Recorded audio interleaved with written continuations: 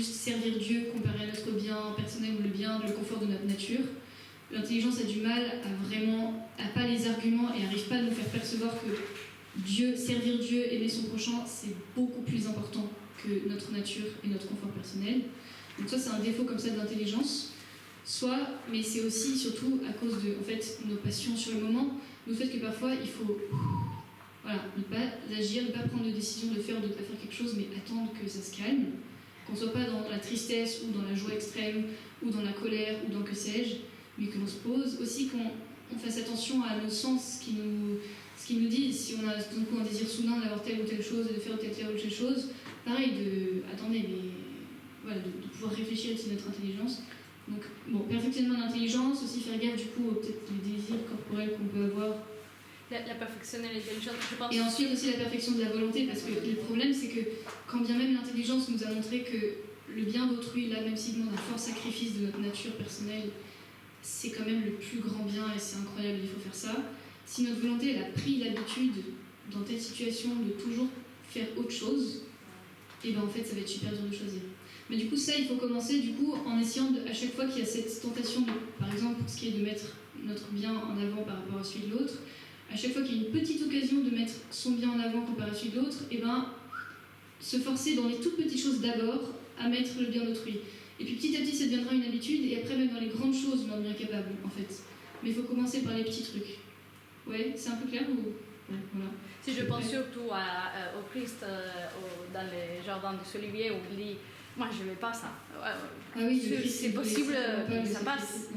Mais comment là il a choisi de vraiment, même si c'était, j'exagère parce que c'était le Christ, mais quand même c'était pas ce qu'il voulait, il savait que c'était parfait ce qu'il voulait le Père. Enfin, c'est pas ce qu'il voulait. Lui, il a toujours voulu la volonté du Père, mais oui, sa nature humaine, sa nature, très bien. Même notre nature à nous, notre corps, parfois, il répugne terriblement à faire certaines choses. Mais notre volonté, elle n'est pas de notre corps. Il faut bien comprendre, elle est au-delà des désirs de notre corps. Même si nos désirs peuvent aller totalement dans une direction opposée à ce que notre intelligence est capable de faire. Et on est vraiment libre de choisir. Enfin, Jésus, il n'a jamais pas voulu le sacrifice de la croix. Mais en revanche, son corps, sa psychologie, tout son être, je pense, ne le voulait, ne le désirait absolument pas. Mais dans son esprit, il a toujours voulu, bien sûr, la volonté du Père. Ça, c'est... Enfin, je ne sais pas si je dis des bêtises, mais... Alors, c'est une question de travailler tous les deux. Je dis parce que parfois, on peut être une personne super intelligente, mais qui dort toute la journée. Je dis, ça va pas trop, mais l'intelligence et la volonté. Exact. Oui. Parce que c'est vrai que c'est la même volonté qui pousse à l'intelligence à travailler, ne sais pas comment dire, vraiment, à les montrer des biens. Non, mais alors notre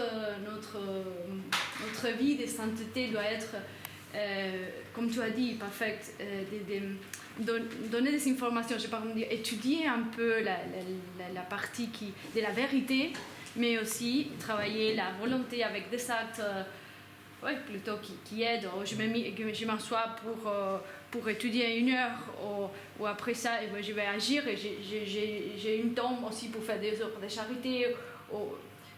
Voilà, il y a tous les deux. J'exercice aussi ma volonté, mais à côté de ce que la vérité me montre.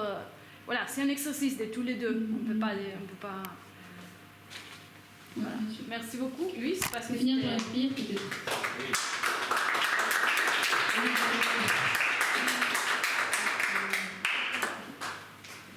Au nom du Père et du Fils et du Saint-Esprit. Amen. Seigneur, répondu de grâce. Le Seigneur est avec vous. Vous êtes bénie entre toutes les femmes, et Jésus, le fruit de vos entrailles, est béni. Sainte Marie, Mère de Dieu, priez pour nous pauvres pécheurs, maintenant et à l'heure de notre mort. Amen. Okay, on fait un petit moment pour la discussion maintenant, parce que suite au temps on a l'adoration.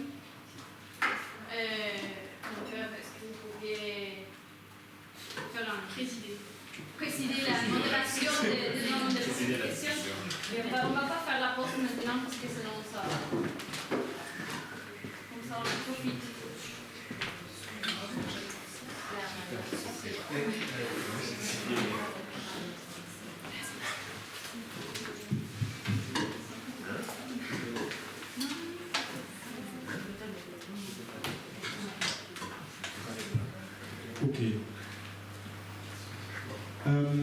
So there has been already quite a bit of discussion.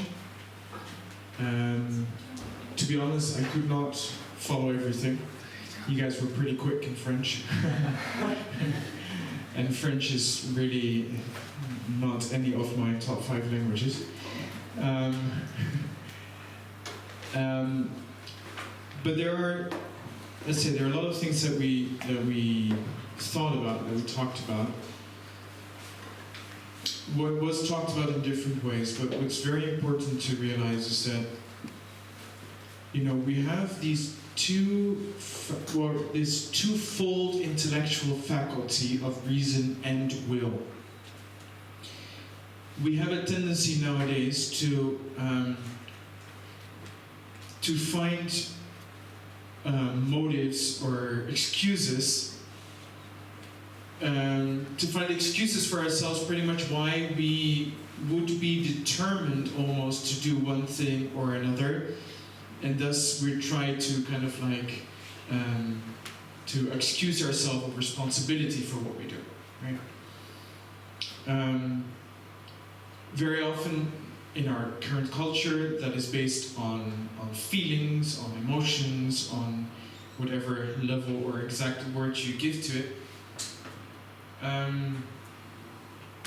But we often forget that we actually have, as also a sister pointed out in her presentation on the, let's say, the faculties of the soul, like with all different circumstances, with all factors that might lessen our capability or that might lessen our culpability in some things, still we always, to some extent, have the capacity of reason and the capacity to make a choice. Now, of course, there are some people who, for, let's say, psychiatric, with psychiatric problems, it is very severely infringed on, let's say. But especially we here, we always have to suppose that we have that power, but we have to use it, we have to train it. That's what we talked about also. And virtue then, we talked a little bit about virtue already, but virtue is this acting in accord with reason from habit. Because St. Thomas Aquinas, when he talks about the passions, because the passions were mentioned briefly, but we didn't have the opportunity to go deeper into it. But the passions, we could say, are to a great extent the fuel of the engine of who we are, right? It gives us a lot of energy, our passions. But some passions are more negative passions and some are more positive passions. But to some extent, the passion of fear is very healthy. If I'm going to stand on top of one of those mountains on the other side of the lake, it's healthy to have a certain fear of heights when you stand on like a cliff of 3,000 meters or something, right? But we also know that you can go too far in having fear, right? By becoming paralyzed and not doing anything. Anyway, so these passions are movements in us. They are movements in us. Now, we can have a very strong will and then have a certain passion that kind of like tends towards something inordinate, and then we cut it off with our will. That is something good. But St. Thomas says, there is something better. If we train that passion to become a virtue, so as to always go in the right direction by habit, and habit in the Latin sense of habitus, as really something that we do by nature, that we don't need to think about deliberately. but that becomes something natural, something that we do because we do it. Yes. So you say we need to exert, we need to train the will and the reason to Well, we need to train our passions. yeah, the person to do the right choice, no? Yeah. Say that, okay, so we need to get a result about this, to know that works. How we can continue to do the right thing, possibly the right thing, if we don't have the result of this? What do you mean? If we don't have? A result. What result do you mean? Result, I don't know. The result that our choice is right, is the right choice. How can I know if it's the right choice? I need to get a result, no? Right. You want to answer to that? Yeah, I think Saint Ignace says that very well. It speaks of choosing the peace of my being, of if I have the peace after doing the choice, and do have the joy of this thing. So, if I do a good thing for another people, generally I go to feel good, but it's like it's not egoist. I don't know English, but it's just like it's a mark to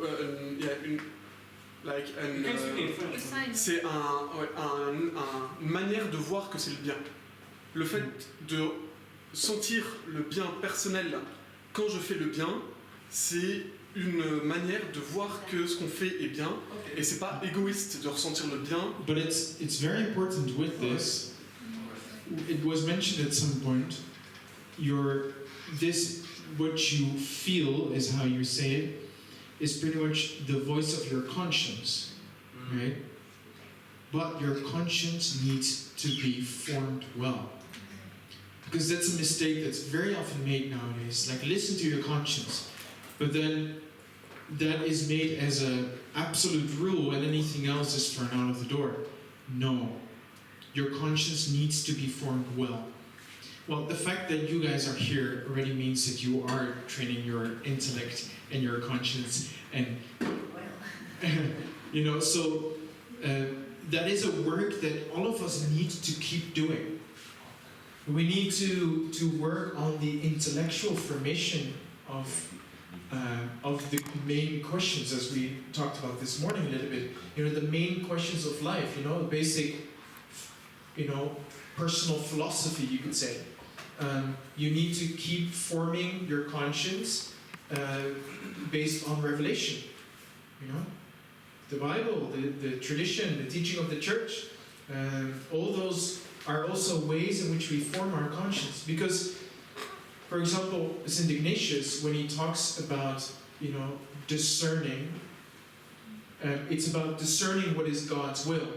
So that means discerning what is objectively good.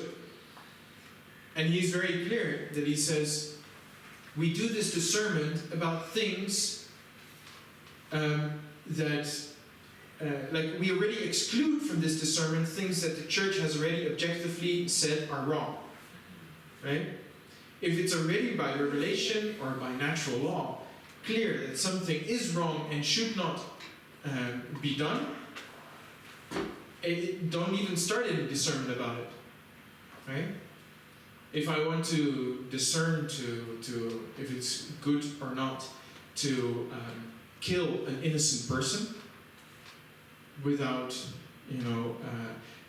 without real motive, no, period, no discernment, right? So you have to form your intellect, you have to train the will, you have to form the passions to become the force of virtue, right? Because it is the will acting what the intellect presents us, to be truth and valuable, and with that we form and we how do you say that? Kind of like we canalize, we channel the passions in the right direction, right? It is what parents do to small children, you know? The energy and the mood of small children goes all over the place, right? And what the parents all the time do is to direct it in the right direction, right? Oh, a little bit that way, a little bit that way. No, that's what the parents are doing all the time, right? That is kind of like the foundation of building virtue. That's why it's so important that parents aren't close to their children when they're young. Because children need to be educated, to be raised, actually. Because there is a certain principle in them, but it needs to be formed. It needs to be formed. So it doesn't work to kind of just let them go and only correct when it goes wrong. Because then you're not training virtue. Right? You might, in some remote sense, end up, you know, knowing some of virtue, but it's more the case of, you know, they will cutting off a certain wrong passion. But if from the beginning you're kind of like molding, you can actually, you know, really make something good. Louise. Only half related. Will you speak tomorrow about this, or maybe I'm gonna ask my question and then you tell me. How does temptation and the devil, how does God permit the devil to act upon us while maintaining, of course, our free will? Like, does he act on probably our senses and then maybe our passions? And Tomorrow.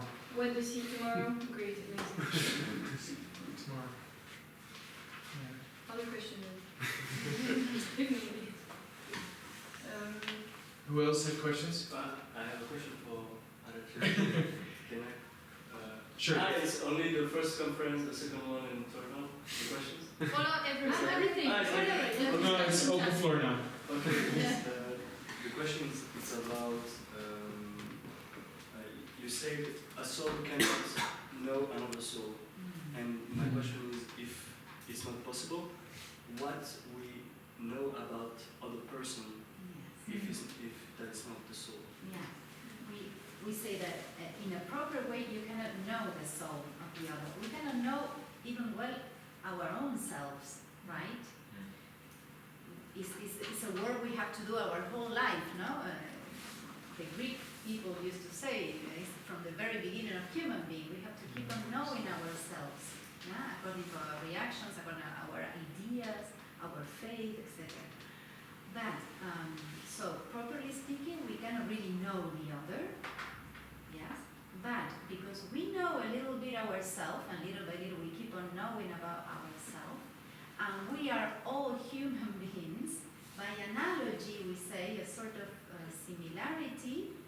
I can know that the reactions of the other people are the same reactions I can have, yes? So the soul of that person really doesn't speak to me, but the soul is incarnated. It's in a body. So the sensibility and the body of the other people speak to me. And I am part of the same club, so I also can have the same reactions. Okay, I understand that I can have the same reactions. So we get to know each other by analogy, we say, by the experience we have from one to each other in the natural way. Yes. Of course, we know the life of some saints that God allows, God gives them some special lives, and so those people can know more deeply, and we can say they know the soul of certain moments of the soul of certain people, but that's not the natural way. And even in those cases, sometimes it's that a saint would know something, some specific aspect, thing yes. or aspect of another's one soul that is instrumental in the saint kind of like intervening, you know, as an instrument of God in the life of that person, so that person, you know. And for a certain moment, Or for a moment, exactly. Permanent. Yeah. Like Padre Pio, who was known to look into the souls of people in the confessional, also outside the confessional. But we don't know if he knew the exact date of birth of that person, for example, you know, or exactly how old that person would become, or, you know, every and any detail, maybe not. But he did see the sins, and especially those that they weren't confessing. But then you might know the other person by the effect, the act he makes. Because or the words normally should go with what he does. A person that's or the couples, les couples, non, qui je connais l'autre personne. Il commence à se connaître, à s'aimer. J'aime pas ce que je connais pas.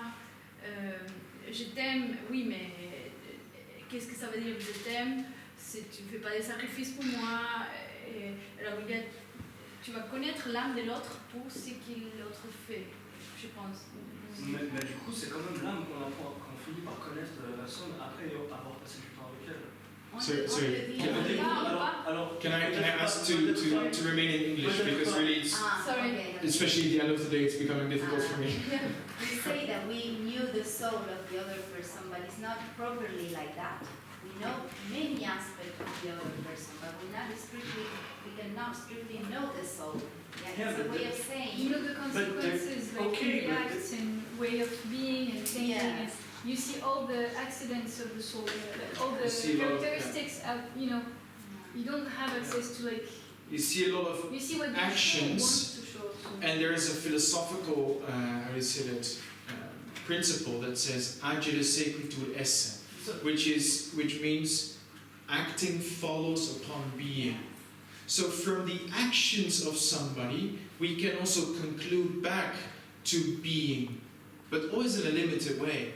Especially in our case of especially in our case of human beings, especially in our case that we are so limited by matter, that we are so limited by original sin and all of that. So yes, we can come to know the soul of another person to some extent or to a greater extent, but even the devil, who is the greatest of all angels, originally created, and thus the greatest of all created intellects, cannot know your soul as God does.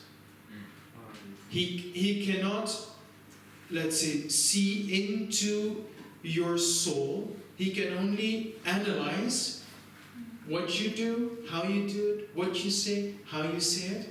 And from that he knows terrifyingly much about you. Right? And he is super intelligent. So he really knows a lot. But he still does not know your soul as God himself does. but more, The devil- more than me. The devil, probably more than yourself. Yes. Yeah, I'm pretty sure actually. But still he cannot enter into your own thoughts. The devil, until the moment of Christ's death on the cross, did not know that Jesus was hypostatically united, the second person of the Trinity. He knew that Jesus was super special. He knew that he was a man like there had been no other, but he still thought it was a man. Otherwise, why would he have tried to tempt him in the desert? If he knew that he was actually God by nature, he wouldn't have even tried. He would have known already that he had lost the whole thing. But he didn't know. Only at the moment when Christ actually died is when it became clear that he had lost. Yeah. So even in that case, right? Yeah. Luis. Completely not related. It's just kind of, is it, I'm going to explain what I mean by that, but is it a sin to pursue, to try to re-establish the lost paradise? I explain. For example, because that's what I see, for example, in the search for immortality and transhumanism and all these things. It's like the attempt to restore, well, not consciously the lost paradise, but the attempt to bring to obtain again, because we know it's again a physical immortality, right? But is it a sin, and how is it a sin? Because then it's natural. I mean, if that's how we were supposed to be in the beginning, I mean, with the tree of life to be eternally, you see what I mean or no? Yes. Okay. Yes, no, I was wondering how your thoughts would still be going on that, but I already see you want to answer to it. Yes, please. I think the problem is not first to have the desire to come back, desire to come back at Well, it's the. subconscious, like the desire just of immortality, of Yeah. physical immortality. The problem, I think, it's desire of control everything, and when I say everything, it's all life and all, and so it's a desire first of powerful, and it's to be like God, to be without limits. But not necessarily. I mean, it's a desire. It's a natural desire of immortality, I would say. Maybe the sin is in the fact that we want to reach it by ourselves, when in the beginning it was a gift from God. Yeah. That's it. That's it. That's Okay. it. That's it. But the desire of no limits is in our But the nature. desire of I mean, the desire of power is something else, but the natural. I think many people that are right now working towards transhumanism and finding immortality, not all of. I think some may have the pure desire of just eliminating death. I mean, just being immortal. I think No? this desire without God, it's Naturally, no. it's that's the problem. It's But I think the problem, it's the without God. It's the Yeah. trying to reach it by yourself. This. And because of that, it becomes a Not the sin desire. as well. Because they Yeah. are rejecting doing things according to God, so according to God's law. And Because because they're trying to reach that immortality without God is actually going against the principle of reason. Because this desire for immortality is not a desire for a simple physical immortality. The desire is actually in our soul, which is immaterial, which is spiritual. So the immortality that, if we honestly and truly, try to kind of like let come forth what is in the soul, it is the desire for the spiritual immortality, kind of like back to the principle from which our soul is, which is God. And that's also why the church very firmly confirms several times, but most firmly at the First Vatican Council, that man, by the light of human reason alone, can come to the conclusion that God exists. And St. Thomas Aquinas talks about it in the first questions, right? The 5 ways. And it's confirmed over and over again. And it's exactly this principle of, kind of coming back to what we talked about this morning, of realism, that we realize that what we see immanent in us, this search for truth even, it's something that will start to transcend us. And if we try to kind of like catch the transcendence in our own immanence, we're going to end up in really strange places philosophically, as we've seen. But it is so the transhumanism, that movement is, yes, there is real sin in it, insofar as it goes against something that is in man himself. The immortality search is not just any kind of immortality. They would not be searching for physical immortality if they believed that the soul was immortal and that we will resurrect. Right. I mean, if they had recognized God, they would not have this desire, which is why this desire Well, is wrong. And again, it is at some point the will making a decision to stop the intellect going into a certain direction also. There you see the influence of the will over the direction, because we realize to some extent that continuing in a certain direction in the pursuit of truth will touch a certain comfort or gratification of desires. Is it always that, though? The path that an atheist follows? Well, not always, but like... Sorry, the path that? An atheist follows, like when you choose to become atheist. Is it always for this reason? That at some point the person feels and foresees that if they go on to the path of truth, they foresee all the exigence, all the severeness of what is asked of them, and all the humility that they need to have because they have to recognize they're a creature, and then there's all these they have to follow. And is it always just a question of this pride and attachment to comfort? Is it really true that? Because I'm not sure. I mean, people argue against what you're saying. Well, I think part of it is people that have, because of the course that philosophy has taken in the past centuries, that people have not, like, have lost to such a great extent the capacity of logical thinking. That for one. You know? They've become so trapped in a certain way of immanentist, thinking that it's very hard to get out of that. That's part of it. But then part of it is sometimes kind of like moved by certain experiences or by certain passions or circumstances, but at some point making a choice to not want to submit to anything. There's a very interesting case of Ayaan Hirsi Ali. I don't know if you know her. She was from, I think, Somalia. She grew up, I think she was kidnapped as a young girl, and eventually she escaped. She actually came to the Netherlands, and she grew up in a Muslim environment, but because of all the evil she had seen, she pretty much rejected any and every religion and became an atheist, like a convinced atheist. She was quite active in Dutch politics for a few years. At some point she left, and I think she now mostly lives in England. But recently she actually became Christian.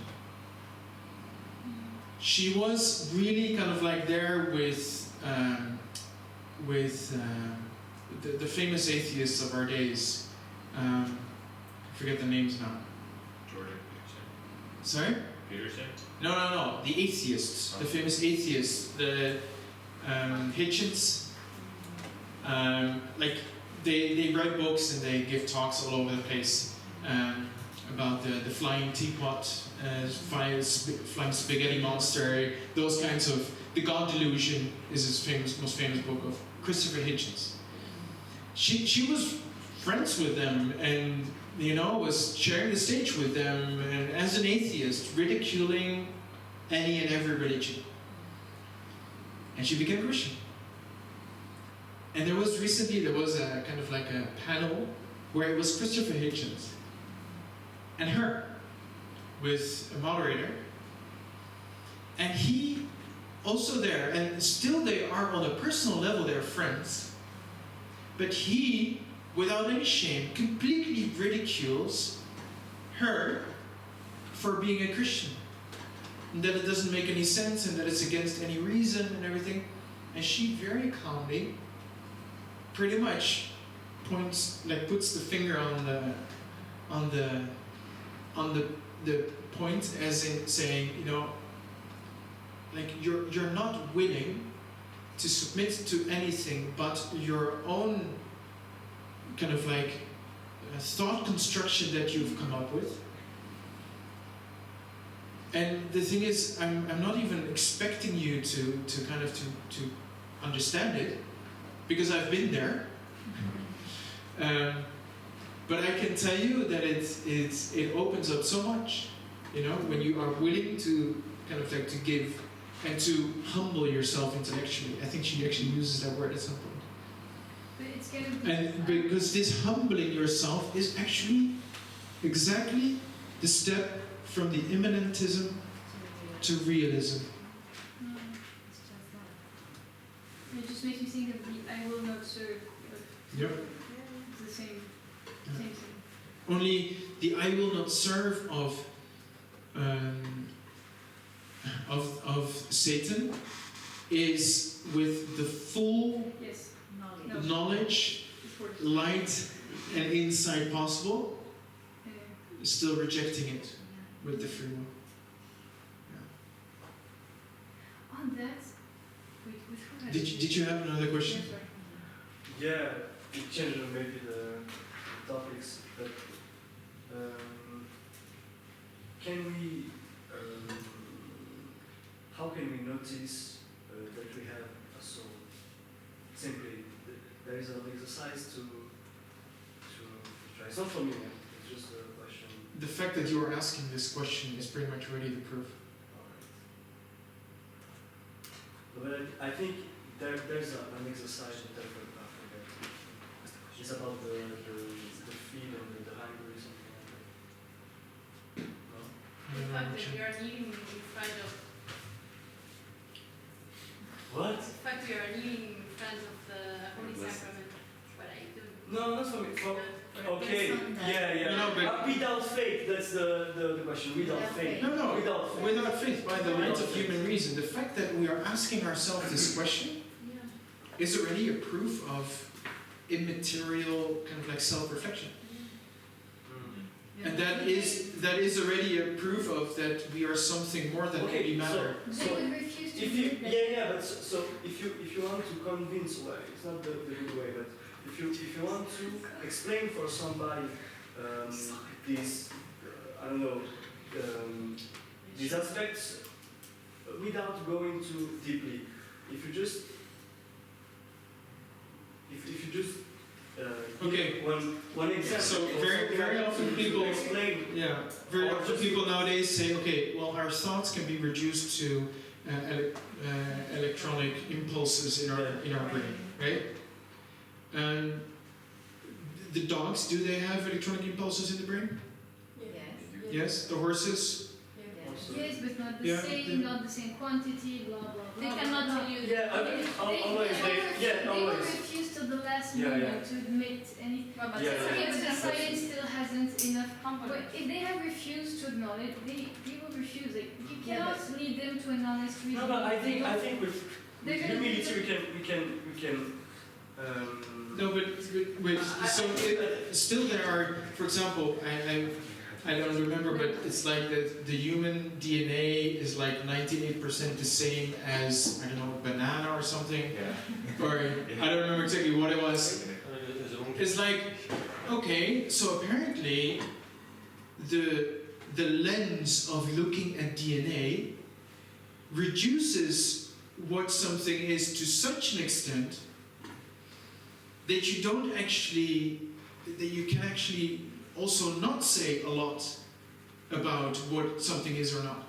Because if it's 98% the same between man and a banana, then I'm sorry, but like I think everybody can kind of like agree that there's not just a 2% difference in what we are and how we, like between a banana and us, right? And atheists will argue that yes, that the 2% make the whole difference, that we don't know yet what blah, and you know. Well, the thing is, we do know. Yeah, But but they we will don't know. argue till We the don't know end. yet is we don't know. Maybe in the future we can know many things, but up to now we don't know. But the thing is, no, the thing is, it's not even the matter if it's an atheist or not. The matter is it somebody who accepts realism or not? It's open to reality as reality is. Because most of the time, these are the people that want to deny this are people who reduce things to only empirical knowledge or empirical data, because knowledge is something more than data, even. And like in our everyday life, we very clearly give proof that we suppose that we know more than empirical data only so really with those people, you really have to kind of like get back to realism, bang their head on the table. It's like, do you feel that? You know? It only works if they are intellectually honest. Oh, and yeah, today, that's the point. most people I know are not intellectually honest, and you can't even start a discussion because they have already chosen not to believe. Yeah, that's It's the point. they already chose, so they will never want to go along with you through the argument. They have chosen not to. It's like once the choice has been made, I mean. And that's I think of our Western society, one of the hardest things is the chosen indifference. Because I've also noticed this with many young people, is that you cannot start like a discussion or argument anywhere, it seems. Because they don't care. They don't care about As long as they have the things that give them their gratifications. I can object to that. I feel like young It people depends right now on- are thirsty. Like, I'm really thirsty. Well, this is something recent. This is like the last few years Maybe. that, yeah. Maybe. From my generation. But I'm talking about like 5 to 10 years ago, and like my generation, and also now a lot of them. But I have to say, kind of like the ones that are like 20, 25 now, it's something else, right? I think our generation is very touched by the state of the world and how it's going to go. Yeah. You know, the whole, especially when you're in engineering school, pushing for the climate crisis stuff. And I think that really impacts the way all our generations see the world. You know, and they're starting to be a bit desperate, and so they have a thirst. Like they can't just be indifferent because of And how then- things are kind of crumbling and Right. become a bit. Yeah. And then what you So see is that there are specific maybe to different kinds of things elevated to the status of religion. Sports, environment, equality, name it, you know. Yeah. So we have to practice the real religion, and that's what we're going to do now in worship. Amen. Oh, did you see that, Rich? That was really good. Practice the real religion. Okay.